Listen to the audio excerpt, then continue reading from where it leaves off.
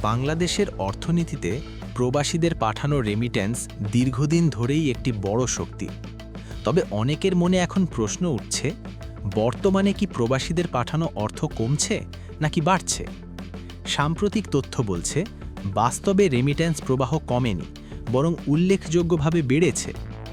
বাংলাদেশ ব্যাংকের তথ্য অনুযায়ী চলতি অর্থবছর 2025-26 সালের জুলাই থেকে জানুয়ারি পর্যন্ত সময়ে প্রবাসীরা দেশে প্রায় $19.4 বিলিয়ন রেমিট্যান্স পাঠিয়েছেন, যা আগের বছরের একই সময়ের তুলনায় প্রায় 22% বেশি। শুধু তাই নয়, সাম্প্রতিক মাসগুলোতে রেমিট্যান্স প্রবাহ আরও শক্তিশালী হয়েছে।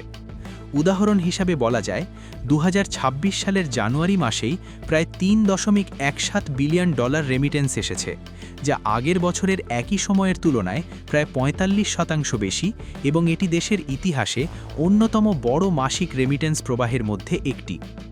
এছাড়া পুরো 2025 সালেই বাংলাদেশে রেকর্ড প্রায় $32 বিলিয়ন বেশি রেমিট্যান্স এসেছে, যা দেশের ইতিহাসের সর্বোচ্চ। বিশ্লেষকরা বলছেন, রেমিট্যান্স বাড়ার পেছনে কয়েকটি কারণ কাজ করছে। প্রথমত, বিদেশে কর্মসংস্থানের সুযোগ বৃদ্ধি এবং নতুন শ্রমবাজারে বাংলাদেশিদের অংশগ্রহণ। দ্বিতীয়ত, সরকার ব্যাংকের মাধ্যমে টাকা পাঠাতে প্রণোদনা দিচ্ছে, ফলে অনেক প্রবাসী এখন হুন্ডির পরিবর্তে বৈধ চ্যানেলে অর্থ পাঠাচ্ছেন।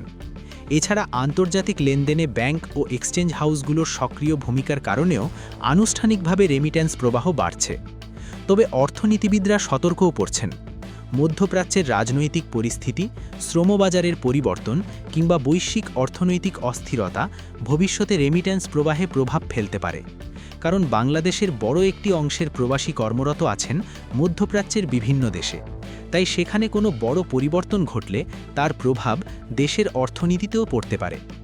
সব মিলিয়ে বর্তমান পরিস্থিতিতে দেখা যাচ্ছে, প্রবাসীদের রেমিট্যান্স কমছে না, বরং বাড়ছে, এবং তা বাংলাদেশের বৈদেশিক মুদ্রার রিজার্ভ ও অর্থনীতিকে শক্তিশালী করতে বড় ভূমিকা রাখছে।